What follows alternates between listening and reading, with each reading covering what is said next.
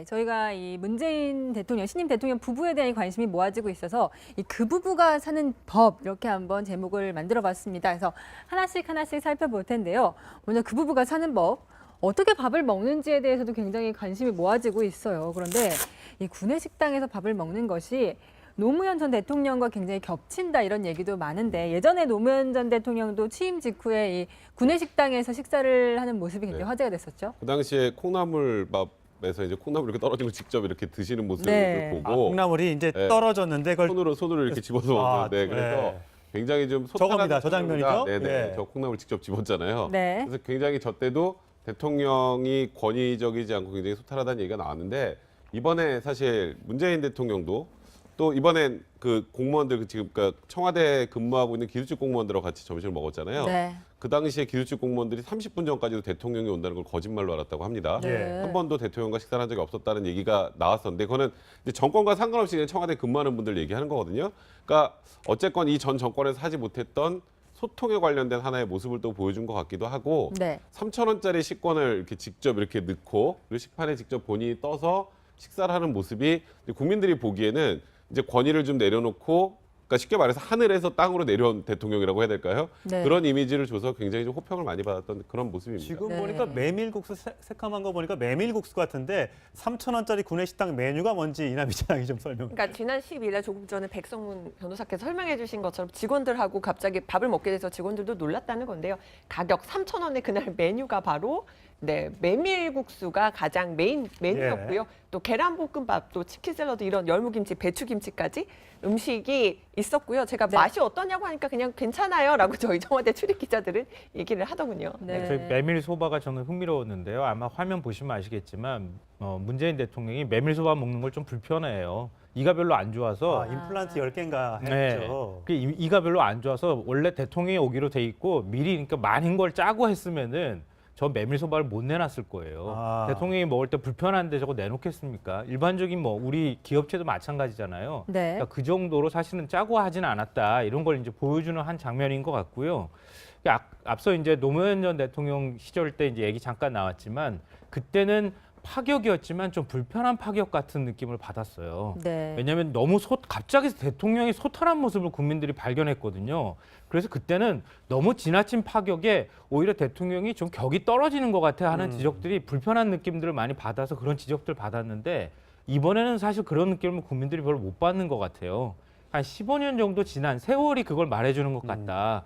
오히려 권위를 그 당시에는 우리가 좀 권위를 깨는 걸 받아들이지 못했던 측면이 있는데 오히려 지금은 저런 모습이 더 친근함에 느껴지는 게 우리 사회가 그만큼 바뀐 측면도 있다 이런 생각이 들어요. 그렇군요. 네. 예. 어제는 또 이 기자들과 함께 등산을 나섰다. 네. 그래서 지난 토요일이죠. 토요일에 등산을 네. 나섰는데 그것도 굉장히 화제가 됐어요. 네, 그것도 이제 노무현 전 대통령도 네. 탄핵안 표결 이후에도 비보도를 전제로 기자들과 등산을 했었고 네. 그것도 이제 노무현 전 대통령과 닮은 꼴이 아니냐는 건데 사실은 문재인 대통령도요 2012년 대선에서도 끝나고 나서 2013년에 네. 이제 마크맨들과 등산을 했었고 저도 그때 따라갔었거든요. 네. 근데 보면은 계속 일정이 이어지면서 피곤할 텐데 참모들이 이제 오늘은 좀 쉬셔야 되는 거 아니냐고 하는데 등산 갑시다 하면서 마크맨들이 전부 따라가게 됐고 그날도 보면은 무병장수로라고 해서 50분 정도 코스인데 기자들과 얘기하고 일일이 같이 저렇게 셀카를 찍었습니다. 네. 얘기하고 하다 보니까 50분 거리가 이제 2시간이 됐고요. 그러니까 저도 지난번에도 2013년 마찬가지였지만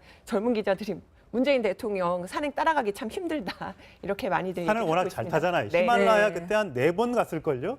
거기를 다 올라갔을 정도니까 젊은 기자들이라고 하도 아마 문재인 대통령의 그 등산 그러니까 못 따라갈 것 같아요. 평소 운동을 안 하던 기자들이 따라가면 우리 기자들이 좀 더 힘들어했습니다. 예. 네. 과거에 김영삼 대통령 시절에 청와대에서 조깅을 했잖아요. 예, 네. 예. 조깅을 했을 때 따라가면서 헐떡거리고 이렇게 낙오를 하잖아요. 예. 기자들이 젊은 예, 기자들이 예. 그때 김영삼 대통령이 가장 즐거워했다고 합니다. 예, 그렇군요. 네. 자, 문재인 대통령 참 여러 가지 소탈한 모습을 많이 보여주고 있는데 저희도 깜짝깜짝 놀랍니다. 그 취임식 당일날 국회에서 간략하게 취임식을 하는 날 누군가 영상을 휴대전화로 찍고 있었나 본데 갑자기 엘리베이터를 탔나 봅니다. 근데 거기서 갑자기 나와서 아는 척을 해주니까 너무 기뻤나 봅니다. 그 영상을 한번 보시겠습니다. 어제랑 똑같아. 대통령님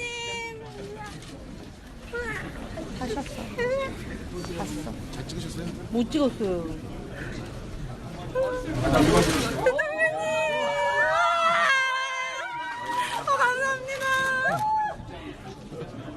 꽃길만 걸으세요. 네, 저렇게 실제로 찍으신 분들 굉장히 기분이 좋으셨을 것 같아요. 근데 네. 그 연예인들이 보통 쓰는 수법 중에 하나인데 이 방법이라고 그래야 되겠죠? 네. 수법이라고 하면 좀 부정적이니까 그 대중을 어떻게 다루는지 아는 거 아닌가? 그런 생각이 사실 솔직히 들었어요. 너무 잘 보여주면 안 되고 살짝 안 보여줄 것 같으면서 반응을 보이는 뭐 이런 방식인 것 같은데 이건 뭐 제가 좀 의도성 있게 설명을 드린 거고요. 굉장히 좀 저런 모습들에 많은 분들이 좀 더 환호를 하는 거 아닌가? 뭐 이런 생각은 좀 드는데요. 네. 네. 이 대통령의 권위를 탈권위하는 모습도 참 좋긴 한데 경호나 이런 거는 항상 늘 신경 쓰셔야 된다는 점은 꼭 얘기해 주십니다. 그 문재인 대통령이 살던 홍은동 집 지금 이사를 했습니다만 그 뒤에 이제 산 비탈에 위치하고 있어서 산에 다니긴 참 좋은데 걸어서 이제 출퇴근하기는 굉장히 어려운 곳입니다. 어쨌든 대통령을 배출한 터다 보니까 그 뒤로 사람들이 많이 요즘에 몰린다고 합니다. 가서 어떤 길을 받고 싶어 하는지 시민들의 목소리 들어봤습니다. 저희 외손자 문재인 대통령 닮아서 아주 성장해서 훌륭한 대통령이 되었으면 하는 바람이죠. 대통령하고 같은 길을 걸었으니까 좋은 기도 받고 꼭 좋은 대학 갔으면 좋겠습니다. 뭐 너무 소탈하게 악수 청하고 그래서 의외였죠. 경호원 없이 먼저 인사하시고요. 5년 뒤에 임기 잘 하시고 오셔가지고 주민들과 같이 등산했으면 좋겠어요. 산이 좋으니까요. 네, 그런가 하면은 이 문재인 대통령 부부가 이 천주교 신자로 알려져 네. 있잖아요. 그래서 이 관저에서 이 천주교식 축복식을 열었다고 하네요. 네, 천주교 축복식이라는 것이 이제 새로 이사를 가게 되면은 그곳에 이제 새로운 축복이 있기를 기도해주는 그런 의식인데 신부님이 오셔서 네, 저렇게 신부님이 직접 오셔서요. 지금 보면은 유종만 홍제동 성당 주임 신부입니다.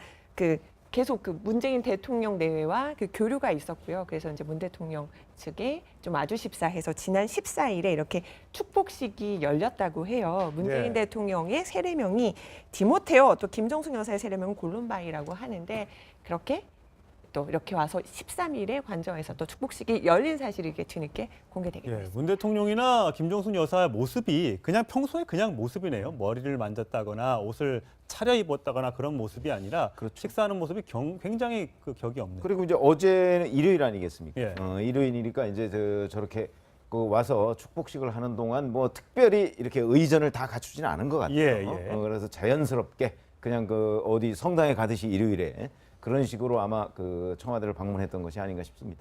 예. 네. 네, 이번에는 계속 연일 화제가 되고 있는 지금 여사님으로 불리길 원한다고 했죠. 네, 김정숙 여사 같은 경우 강동원 반가워. 이거 무슨 얘기일까요? 굉장히 요즘 말로 하면은 쿨한 성격이라고 하죠. 굉장히 이렇게 호탕한 성격이 화제신데 예전에 그 SNS에 올렸던 네. 글이 굉장히 또 이렇게 인기를 끌고 있어요. 엄청나게 대비되는 이제 문재인 대통령과 이 김정숙 여사가 같은 날 이제 김정숙 여사의 생일날 SNS 글을 올렸는데 이제 문재인 대통령이 2012년 당시입니다. 그 당시 뭐라고 올렸냐면 11월 15일이면 대선을 한 달 정도 앞두고 있는 시기. 네. 오늘 아내 생일 제가 지방에 와 있느라 생일 아침 쓸쓸하게 혼자 맞이했을 것이다. 그러니까 뭔가 안타까움을 SNS에 남겼는데 그날 같은 날 이제 김정숙 여사는 제가 참 좋아하는 배우 강동원 씨가 전역했다고 해서 반가웠는데 이제 곧 현빈 씨도 전역한다면서요. 그러니까 아예 두 개 굉장히 대비되죠. 생일 때 엇갈렸네요. 즐겁다는 저런 느낌이었는데 사실 김정숙 여사가 저번에 뭐 인터뷰에선가 그런 얘기를 한 적이 있거든요. 그러니까 문재인 대통령의 유일한 단점이 매사 너무 진지하다. 네. 근데 정말 이 매사 꼼꼼하게 진지한 모습을 문재인 대통령이 보여줬다면 뭐 유쾌한 정숙 씨라는 별명까지 붙어있을 정도로 김정숙 여사가 굉장히 소탈한 모습 보여주고 있잖아요. 저 SNS에 두 생일날 글을 올린 것만 봐도 이 두 분의 성격, 상호 보완되는 그런 되게 재밌는 그런 모습을 보여주는 것 같습니다.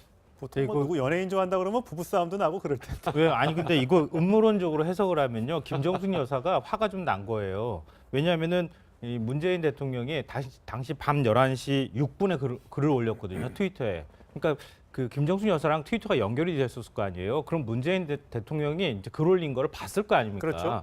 근데 지금 김정숙 여사가 올린 글은 40분 뒤에 올린 거예요. 네. 남편의 축하 메시지를 받고도 무시하고 연예인 얘기를 올렸단 말이에요.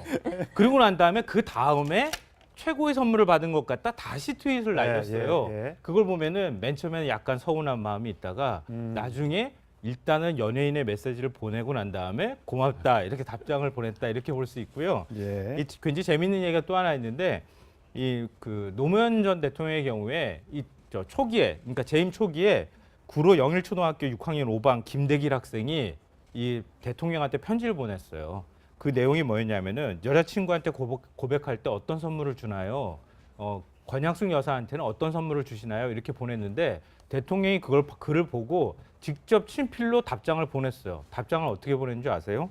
궁리하다가 아무것도 안 보냈는데 괜찮더라. 이렇게 답장을 보냈어요. 대통령도 평범한 그냥 한 사람일 뿐이라는 사실을 예. 보여주는 것 같습니다. 네, 이 문재인 대통령이 무뚝뚝해 보이기도 하는데 또 그런데 알고 보면 굉장히 표현을 잘하는 그런 남편이라고 합니다. 과거에 이 문재인 대통령과 이 김정수 여사의 모습 먼저 보고 오시겠습니다.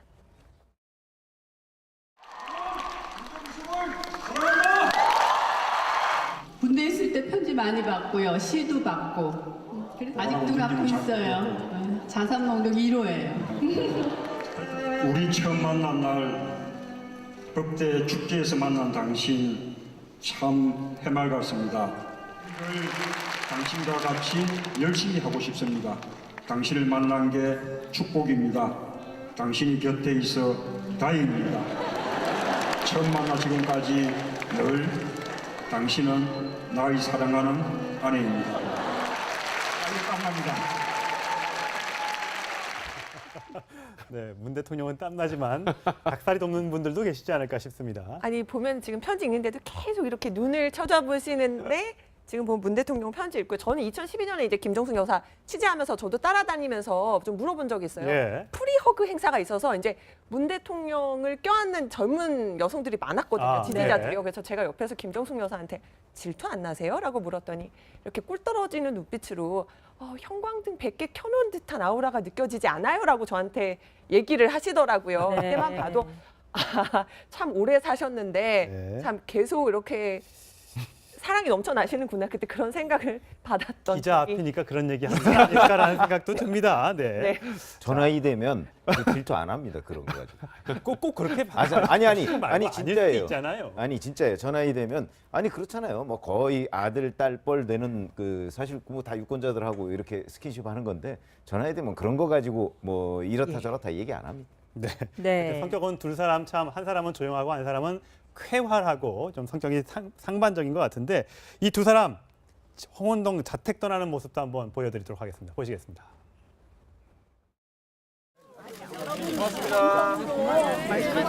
건강하세요. 건강하세요. 외모가 한 번씩 보러 온다니까. 추운데 기다리지 말고 어서 가세요. 날 추워서 감기 걸리게. 빠지겠습니다. 네. 김정숙 그런가 여사. 정말 어떻게 보면은 지금 미국의 이 전직 대통령이 오바마 대통령의 그 부인이었던 미셸 오바마가 굉장히 인기가 많았었잖아요. 근데 김정숙 여사 행보를 보면은 그렇게 좀 이렇게 외부 활동 열심히 하면서 인기 있는 영부인이 될 수 있지 않을까 이런 생각이 들어요.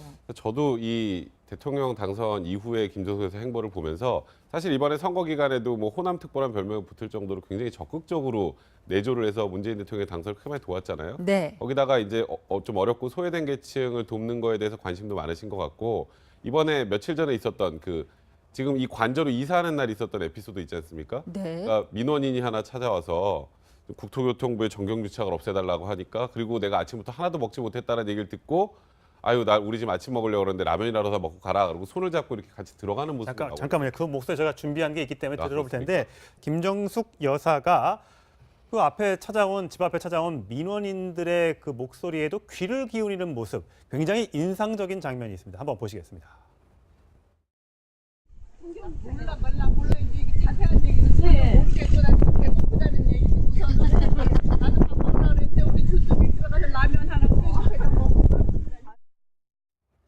네, 알지도 못하는 그 사람의 민원인을 집으로 데려가서 라면이나 먹고 가라라고 하는 모습에 이게 굉장히 낯섭니다. 예, 쉽지 않은 일인데 그 민원인 손을 끌고 이제 자택 안으로 갔는데 예. 민원인도 차마 못 들어갔다고 해요. 아, 문화에. 그래서 보면 또 그날 또 이사를 준비하고 있었기 때문에 음식을 요리하고 라면을 끓이고 이러기도 좀 어려운 상황이잖아요. 예, 예. 그러니까 이사할 때 준비했던 음식들이 있어요. 뭐 족발 그리고 뭐 방울토마토 이런 음식들이 있는데 그걸 이렇게 싸서 다시 그 민원인이 먹을 수 있도록 이렇게 쌓아줬다라고 합니다. 네. 그러니까 민원인이 뭐 본인 얘기가 해도 어떻게 해결되고 이건 아니겠지만 일단 이렇게 내 얘기를 들어주는구나. 네. 그것 때문에 나 이제 다시 안 와도 되겠다라고 돌아갔다는 거죠. 한 번만 네. 오고 다시 안 오겠다. 네. 굉장히 네. 인정이 이렇게 느껴지는 것 같습니다. 짧게 한 말씀만 더 붙이면은요. 우리 사회적인 약자는요. 자기 얘기를 들어주는 것만으로도 자기 문제가 해결이 안 됐다 하더라도 그것만으로도 충분히 뭔가 만족을 느낀다는 거예요. 네. 그러니까 대통령 영부인이어서가 아니고 우리 사회에 굉장히 많은 기관들이 있는데 그 사람의 목소리를 좀 제대로 들어주는 시스템을 만드는 게 중요하다. 네. 꼭 해결해주고 안 해결해주고는 그 다음 문제다. 근데 그동안에 굉장히 많은 곳을 돌아다녔다고 하잖아요. 박근혜 전 대통령 때 그 사저에도 찾아갔었다고 하는데 거기서는 경찰한테 붙잡혀서 쫓겨났다고 하는데 네. 그냥 들어주는 것만으로도 마음이 풀려서 다시는 안 오겠다 이렇게 얘기를 하고 갔다고 하는 거 보면서 한편으로는 좀 마음이 짠합니다 저는. 네. 저희가 지금 그 부부가 사는 법, 문재인 대통령 부부 얘기를 하고 있는데요. 굉장히 동물 애호가 부부로 알려져 있습니다. 그런데 이 청와대에 들어온 고양이 찡찡이 때문에 딱새 걱정을 하고 계시다고요. 네, 저 트위터에 올린 글인데요. 문재인 대통령이 자신이 키우던 찡찡이 고양이입니다. 그러니까 지금도 문재인 대통령이 SNS 활동을 하는 거죠? 네, 관저에 이제 데리고 왔어요. 네. 그런데 이 고양이가 새를 이렇게 또 사냥을 잘하는 모양입니다. 딱 와보니까 관저에 지금 딱새가 새끼 5마리 키우고 있는데 바로 당선된 날 부활을 했다는 겁니다. 예. 네. 그런데 이렇게 관저에 데리고 온 찡찡이가 혹시 이 새를 좀 공격을 할까 봐 그게 걱정이다. 이런 저 트위터 지금 안고 있는 올라- 저게 찡찡인가 보군요. 네, 그렇습니다. 예.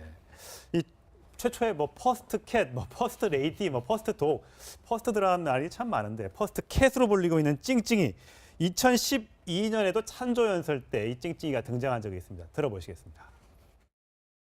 집 현관문을 열고 들어갔는데 마루에 죽은 쥐가 있는 겁니다. 쥐약이라도 놓은 겁니까? 그랬더니 그 집 고양이가 문 후보에게 보여주려고 매일 쥐를 잡아와서는 현관 마루 눈에 띄는 곳에 놓아둔다는 겁니다. 고양이 이름이 찡찡이입니다. 그 녀석은 버려진 고양이예요. 문 후보가 데려와서 키우고 있는데 주인님에게 칭찬받으려고 열심히 쥐를 잡아오는 거였습니다. 김 여사님은 그런 찡찡이 마음을 아니까 문 후보가 집에 와서 죽은 쥐를 보고 찡찡이를 불러 칭찬을 해줄 때까지 치우지 않고 그대로 두고 있었습니다. 오래 키운 뭐 애완 동물이니까 데리고 들어왔고 그럼 이제 거의 청와대 관저에는 고양이도 키우고 개도 키우고 새도 키우고 그렇게 되겠네요. 사실 문재인 대통령이 그 동물 굉장히 많이 사랑하는 건 예전부터 많이 알려져 있는 사실이고요. 지금 조금 전에 이 찡찡이도 이렇게 버려진 그 고양이를 데리고 들어와서 키웠다라는 거, 그리고 지금 뭐 유기견 토리도, 그러니까 유기견 역사상 아마 최초로 퍼스트 독이 될 것 같은데 이 유기견을 또 처음 퍼스트 독으로 그 데리고 들어오는 것도 굉장히 좀 의미가 있는 그러니까 본인이 키우던 개가 아닌 그렇죠. 네, 또 입양한 사실은 개를 구조가 저렇게 된 겁니다. 예. 그런데 저 의미가 사실 우리나라의 동물보호법이 있긴 하지만 아직 선진국에 비해서 동물 보호에 관련된 국민들의 인식이 굉장히 높은 편은 아니에요. 지금 애견 인구가 1000만을 넘어간다는 상황에서 어찌 보면 이 유기견 토리하고 이 찡찡이를 청와대로 데리고 들어가는 것만으로도 굉장히 많은 메시지를 주는 거라는 생각이 좀 들고요. 그러니까 문재인 대통령이 지금 어쨌건 이 동물 보호와 관련된 부분에서도 좀 새로운 정책들을 좀 내놓으려는 움직임을 보이고 있는 것도 지금 이 유기견과 이 찡찡이를 데리고 들어가는 것으로서도 충분히 상징된다고 할 수 있을 것 같습니다. 네.